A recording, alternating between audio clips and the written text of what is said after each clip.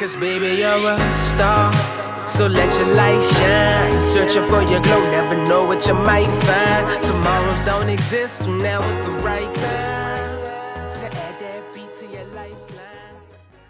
Welcome to the Out of a Sham podcast. I'm here with Howard's illustrious financial manager. What exactly is it, what you do there now? So I'm in business development, so I work with the finance department, but pretty much the liaison. We interface with a lot of the corporate entities, so essentially all the Fortune 500 companies who want to interface with students within our business school, they come through our Prairie View. So I'm the intermediary, the bridge, the connector. And you know, it's so beautiful how we talk about these years of the return ever since 2019, where the first English or British slave deposit, if I could say, was in Jamestown, Virginia, and that's been a 400-year cycle. And the scripture talks a lot about 400 years when it was in reference to freedom and regeneration, or some would call revolution, but usually revolution is tied in to a political, but we're talking more from a spiritual and cultural space. And through times of prayer and just insight and some of the stuff the Most High was showing us, you landing a job there at Howard at one of the most prestigious HBCUs is not an accident. Mm-hmm. Definitely not an accident. And then we were able to not only help empower through education and economics, which you've been doing for so long, which is so awesome, but we were able to take them to our homeland, the land of their fathers. So just getting back from Ghana, man, and what a trip. Speaking of 400 years, I mean, you were there. You went to what's it called? The door of no return, the gate of no return. But you were there at the castles. How was that experience like? Well, the cool thing about that on so many different levels, one of them was, I remember we were with the tour guide at the Amina Castle, and all of us from different perspectives. You know, we had students from University of Maryland. One was from the islands. We had some of our party members that we took that were business people, educators. All the different points of view. When we were sitting in the bottom of, we wasn't sitting in the cell, but we were sitting in that informational deck, which I'm sure at that time was some sort of a cell because it was on the bottom floor. They had 3 floors. The lower floor for the slaves, the middle floor was for the nurse and the missionaries, and then the top floor was for the generals and the colonels and such, which had all the airflow, beautiful villa with the view of the ocean, just immaculate. But when you went down to the bottom, depending on soldiers also was on the bottom as well, and they had a lot more airflow, but some of the rooms that had our ancestors in it was very, very little airflow. It was, and the smell was incredible. But we were there and we were talking, and I could just feel the ancestral connection point where we're speaking about, they talked about how they were going to get free, and we're talking about the same thing, but in a different context, because the children had come home. We were able, by the grace of the Father, to be able to bring people home.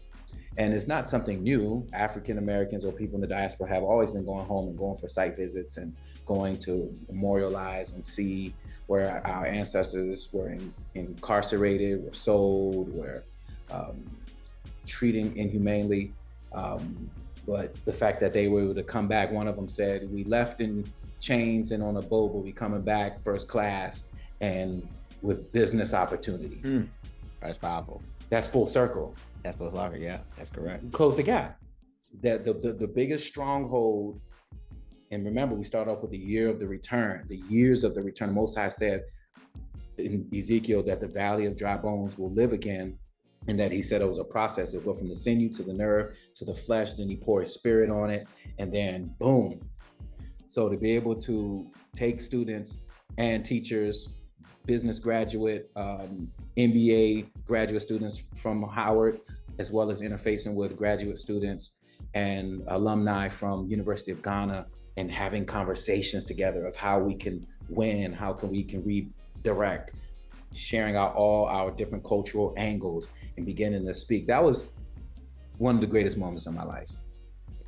I can imagine. That was one of the greatest moments of my life. I saw a lot of it on WhatsApp and the different posts and the various different modes that you guys were sharing. But let's go backwards a bit. You were saying on the bottom level there was a lot of low airflow, but you had mentioned they weren't missionary slaves. What missionaries are you referring to? They had a church there. Said this is on Zion. A church. They had a church, and Psalm at the top had Psalm 14 or 40. It was Zion, talking about where Zion is. So that lets you know that they knew they were in the Holy Land as well, at least from my perspective. Yes, but the church was there to what? It's missionary, mercenary, military method. Come in with the... This is all messed up.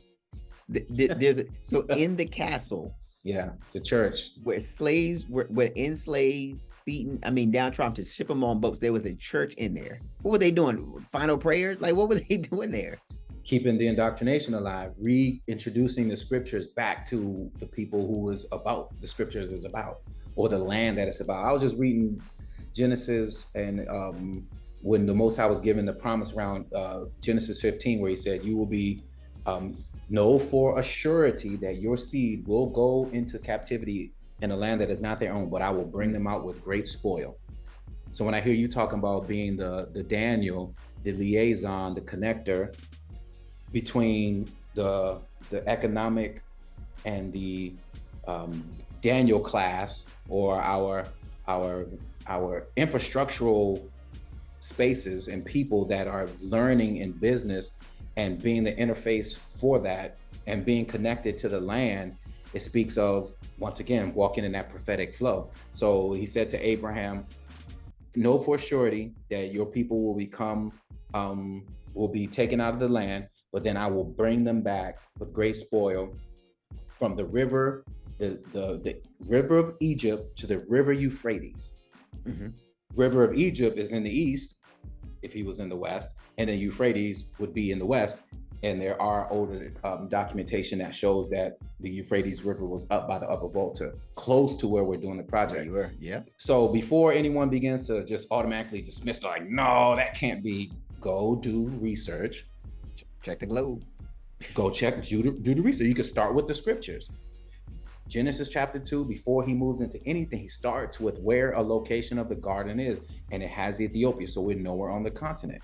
Then it talks about Abram after he left, which we've done some research and continue to do research, that Terah, which is his father, is in that Niger, Burkina Faso portion, which would be very significant that some of the stuff that's happening in Burkina Faso, in Mali, and in that whole Niger region has prophetic utterance on it as well. It's dry bones. Even if we go over to Alabama and what the significance of that area was, whether it be the boat being Harriet or all these different things that we learned, and we could talk about that a little bit more later, but you're seeing the seeds beginning to rev up. But you have to remember, we're still in captivities. We're colonized. We've been in certain type of systems and cultures and stuff. So when something is being activated and being renewed, according to Ezekiel 36 and 37 or 37, you'll see that it's a process.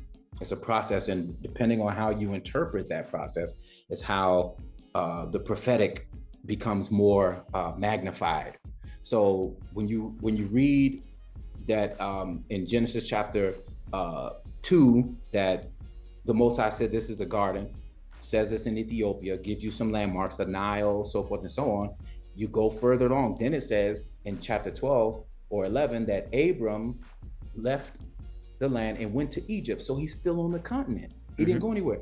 And then on 13 says, chapter 13, and I'm so thankful for one of my elders who pointed this out. This is what was the missing piece, because Most High was already showing us that there's definitely a change happening, but we didn't have all of the biblical references to help solidify. But then when it says Abraham, after he left Egypt, went south, not north, it says he went south. He went further into the continent, and there's even more specific language. That's why I use King James, because that's the first English translation before all the other ones. And though it was under King James, you have to know how to read the scriptures, right? So it says he went up south. Up south. That means, oh, that makes sense, because the Nile River flows upward. So that means if you're going towards South Africa, that's like going up the hill. So he would go up south. So once you start to understand Genesis 1 through 12, which we'll do more studies on that, then the Bible starts to make a whole lot more sense, and culturally it begins to make a whole lot more sense as well. So when we brought our team back and they were able to touch their land, and they came from an identity standpoint, they were able to connect with the tribe that they came from before they went to the Amina Castle, before they went into the Asim River. They already had a reconnection point already. They were already engrafted in, because most people, when they go straight to the castles and so forth and so on. It's very traumatic, and it is. But when you've already identified who you are, and then you go into those spaces, it's more of a homage and memorialization and thankfulness that we are no longer there. And then we were able to talk, as you have done through the business center, to how do we now build back home? How do we begin to interface with each other and begin to build the diaspora? Why I'm always questioning the big man, and why I take his way of teaching personal. Look, I'm just trying to manifest this big plan, with hopes to fill the void and find a purpose too. I asked why I take so long to write a verse or two. He said, I'm trying to work with you, make you much more versatile. Now I'm more for certain of this purpose in my heart. The only